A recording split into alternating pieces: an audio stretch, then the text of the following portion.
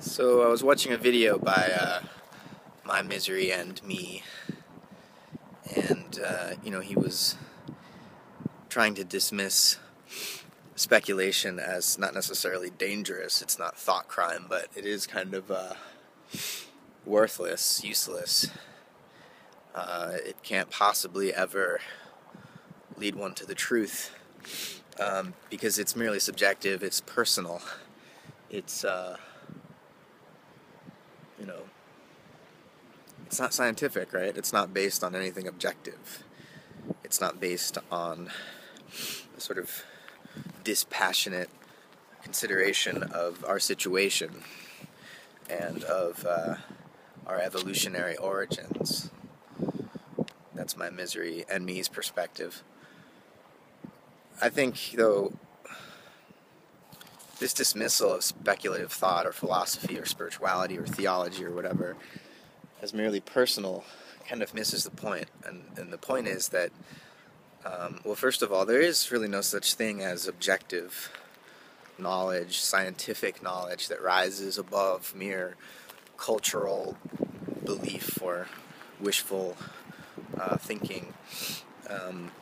Science is also itself a cultural activity. It's embedded in society, mixed up with politics, and mixed up with personal narrative.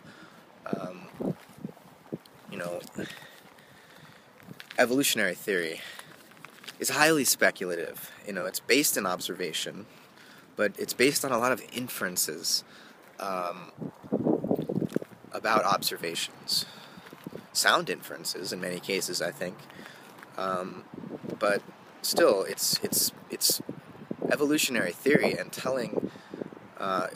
narrating the history of evolution, of the evolution of life, is a kind of storytelling. And you can see this in anthropology, especially when science begins to try to study the human animal, because part of studying the human animal involves studying culture. And usually anthropologists will look at religion and then social norms, and it's not very often that you get an anthropology of science itself as a human cultural activity. But there are many thinkers doing this now. Bruno Latour is perhaps the most well-known. He's giving his Gifford lectures right now at the University of Edinburgh, and anyone who's interested in ideas and in a sort of anthropology of science should check out these lectures by Latour, because he's trying to lead us forward, not beyond culture, as if we could hope to wake up from the dream that all of these pre-modern societies have had, to the truth itself through the light of reason. This whole Enlightenment story. But Latour is trying to give us a clearer view of where we are and where we're going. He's trying to give us a story that we can all believe in and assent to and act on behalf of, as if it were true. Because really, we only have the as if, right? So whatever truth is, we can't pretend like it's objective. We have no reason to believe. We've never, in fact, observed even an objective truth. It's not possible, right? We're embedded in an inherently intersubjective universe where, yeah, there are plenty of objects, but there are always objects that are intermingled with one another. Objects whose very identities depend upon their relationships with other objects. So when we try to study the world, the real world, we have to begin with a relationship, because there are no separate objects. There is no separate external objective world that a scientist might come to study as if from outside, without any sort of emotional or subjective connection to it. And what a theologian is trying to do when they speculate on the human condition is not just to account for the universe as a scientist would, but to account for the possibility of personal existence in this universe. And in a way, they begin to ask, well, if I can come to exist in this universe, and you can come to exist in this universe, what does that say about what the universe itself must be? What, in other words, are the conditions for the actuality of my experience right now?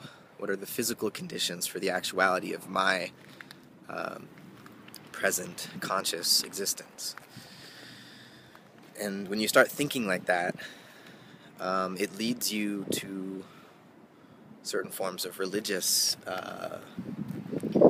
experience, I think. And so it's not just about reflecting on abstractions, it's about helping yourself through these linguistic practices of metaphysics and philosophical reflection. It's allowing yourself to, in a sense, produce these experiences so that it's no longer an abstraction, but it becomes real for you in your concrete experience. So I think of philosophy as a kind of metaphysical, experimental, ritual practice. So when I'm doing philosophy, I'm praying, I'm engaging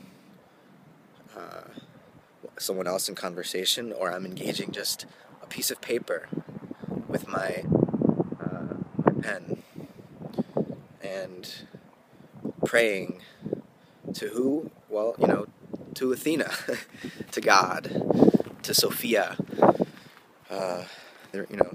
As I said in my last video, I'm kind of both a polytheist and an atheist, and a monotheist, and a panentheist. There are a variety of theisms, and depending on my mood or my position in a particular conversation, based on what someone else is saying, I will inhabit those titles strategically, because they all seem to me to hold a piece of the truth, to provide a part of the picture, but we shouldn't collapse the possibilities, the varieties of experience into any literalized